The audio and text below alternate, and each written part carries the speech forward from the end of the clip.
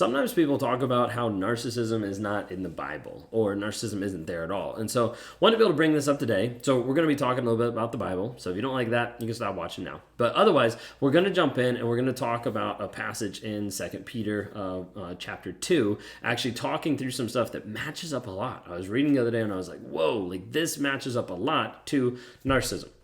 Anyways, if you guys are new here, my name is Ben Taylor. I'm a self-aware narcissist on this channel to provide awareness, growth, healing, change, and develop. Those are also the 5 stages of healing that we work with people in Raw Motivations to help them progressively move forward to the place where they're out of the relationship, they're out of the toxicity, they're out of the locked-in trauma bond that they have in their mind, and they're thriving and moving forward. So we're excited to be able to do that. If you like what you see here talking about narcissism, narcissistic abuse, my journey in narcissism, hit subscribe, hit that notification so you get notified when we drop new content because we'd love to have you part of the community.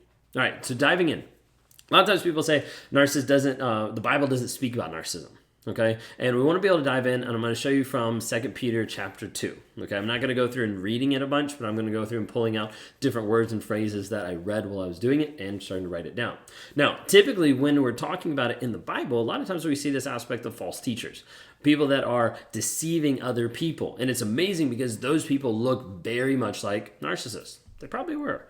A lot of times they have the same attributes, the same styles and things like that. So we're going to look at some of that. And then this idea of like, how are you going to continue moving forward? Of like, what are you actually going to look like? And how are you going to know? Are you going to be, I guess like the phrase really I'm looking for is, will you be overcome? Okay. Overcome by the toxicity, overcome by the lies. All right, so diving in, 2 Peter 2, you can look it up on your own, but it goes through and it talks through this one section. It starts off talking about the false teachers being irrational animals. Now, with this, it kind of like stuck out to me. I was like, whoa, like that makes a lot of sense because there's like this compulsion. There's like this compulsive behavior of like, I want what I want, when I want it, no matter what. Like it's this idea of just like, let me do whatever I want to do. Like in the moment, like let me do what I want. It's this idea of like being instinctual, of the self-preservation of like lying. It's just like constant because it doesn't matter. All that it matters is like myself in that moment. And you see the narcissist that's like constantly just putting stuff out there, like lying and lying and lying and lying and not caring because of the fact that they're more consumed with themselves. They're more consumed with the mask that they've created than they are with being honest and truthful and actually growing from that. So it becomes something that is an instinct, like almost like a self-preservation, and it just happens. This is someone who is constantly hiding from the truth. We see this time and time again with narcissism is developing a false reality to suit my needs, developing a false perception to suit the image that I'm trying to put out there for other people. Like that is the thought process, that is the goal. And as a result, they are irrational a lot of times. Irrational is like, wait a second, like that didn't even happen. That reality doesn't even exist. But it's very compulsive. It's just going to keep happening because they only care about what they want, about how they look, about all those things coming back to them. Okay? Goes on to talk in the passage of mocking the things that they do not know of. You've probably had these times when you've been interacting with a narcissist and you know something that you're talking about. Maybe you know something about work, or you know something about like politics, or you know something about nuclear engineering, like whatever it might be. Like you know something that they don't know. And you're probably made to feel a little stupid about it. Well, a lot of times like they make it switch around to belittle and to be able to put you down. I was talking to somebody the other day trying to explain the concept of how a narcissist thinks that if they get with someone, they'll be so much greater, and then they're not, and so then they have to bring them down. You might be elite at what you do in business, and the narcissist gets with you thinking, oh, I'm going to be elite too. I'm going to be amazing and awesome. And they get with you and they realize, oh, crap, I'm not. I'm still the same person that I was before, so now I need to bring this person down to my level so that I feel better about myself. We see that time and time again with looks, with money, with image, with status, whatever you want to call it. We see a lot of times narcissists will bring people down to try to feel better about themselves. And so with this, they'll mock the things that they don't know of. And as a result, their lies will be destroyed in their own destruction. Like, it talks about this aspect of like, they're going to continue to lie. Like, those things are going to get completely destroyed because people are going to see and understand, like, wait a second, that's not even true. And a lot of times they're going to run their own destruction. Okay. So many times people are too concerned about, but I want to get them back. I want to revenge. I want to figure this out. I want to avenge myself and my hurt. And it's going to happen eventually.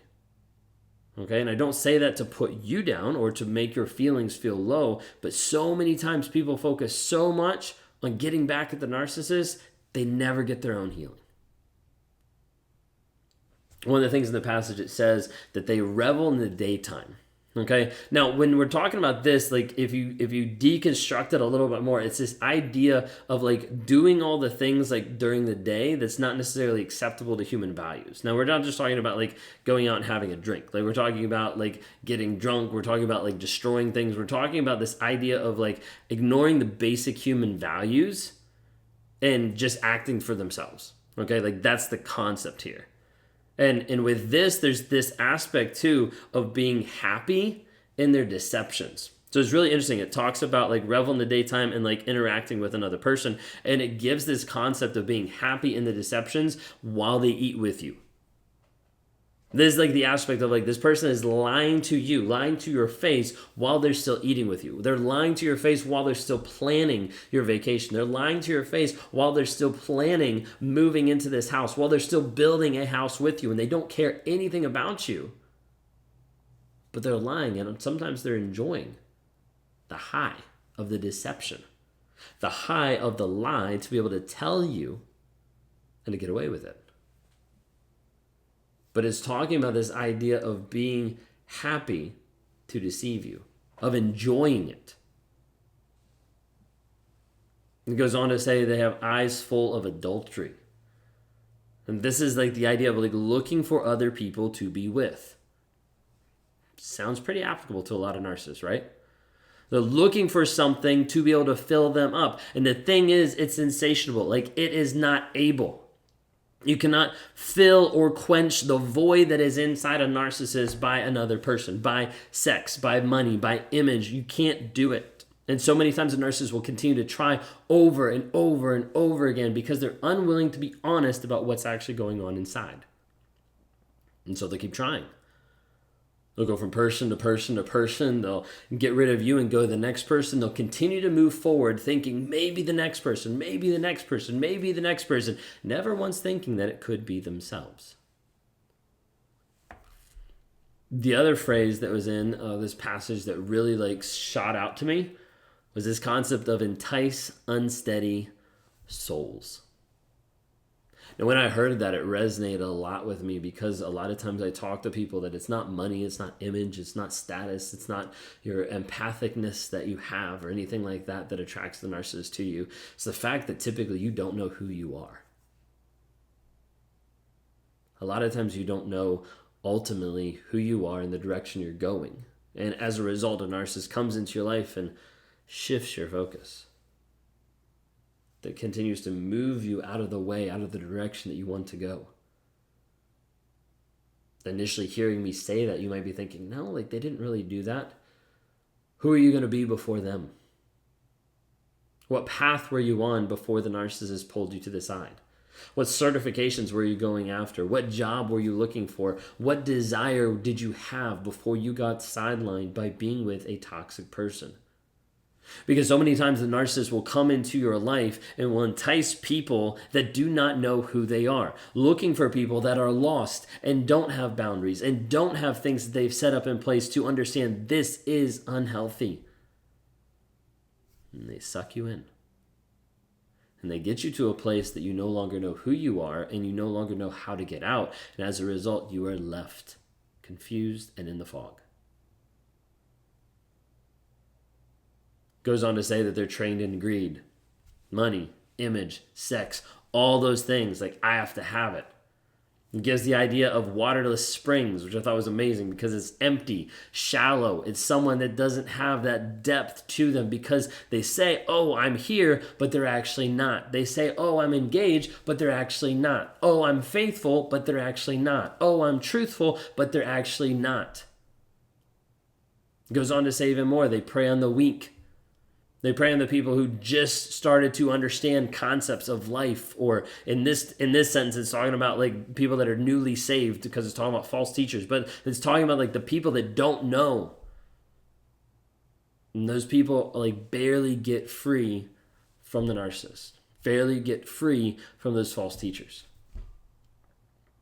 And you need to understand there's this concept that narcissists bring out. There's this concept that false teachers bring out as we correlate this, the concept of freedom that they give to you. Of you can actually be better with me. You could be better with this narcissist. You could be better because of X, Y, and Z. But there is no freedom there because it is all about them. And you start to see that as they pull you in, as they suck you in and get you completely confused, and you're left wondering, how do I get free? I thought I was signing up for the best thing ever, my soulmate, the Disneyland experience. I thought I was getting this. And you realize that you didn't. Sometimes people get confused with narcissists and they think that a narcissist is free, and that's absolutely false. Narcissist is a slave to their own corruption, to their own desires that are going to continue happening over and over and over again without them acknowledging who they are and what they're actually doing. And a lot of times they'll promise that freedom to you, and the freedom seems to be themselves, but they're a slave to that corruption. It overcomes them as a person, and they're enslaved to it. Sometimes you understand who the narcissist is. You understand what's going on. You start to realize, you start to see the trauma bond, and then you go back. I'm using the same type of passage idea. Then you're overcome by that other person. The toxic abuse gets worse. It happens worse. You start to struggle worse. So the question for you today is, are you going to be overcome? Because this thing that happens a lot of times is when you know the toxicity, when you get to the place where you see the light and you're like, I know this person's toxic, but I still want them. But you know that, and you separate or you get away, and then you go back. A lot of times when you've had that glimpse or that taste of how good it was without the narcissist and you go back, it not only gets worse as far as the abuse or the emotional manipulation, but it also gets worse for you mentally because you're at a place you're like, I knew this. I was able to be free and I went back. If that's some of the pain points that you have today that you're struggling with, of the negative self-talk or of going back or of struggling with wanting to go back, please reach out for help. We meet with people every single day to try to help them get free mentally and emotionally, because those are the things that suck people back into toxic relationships. If you're struggling with that, reach out for help.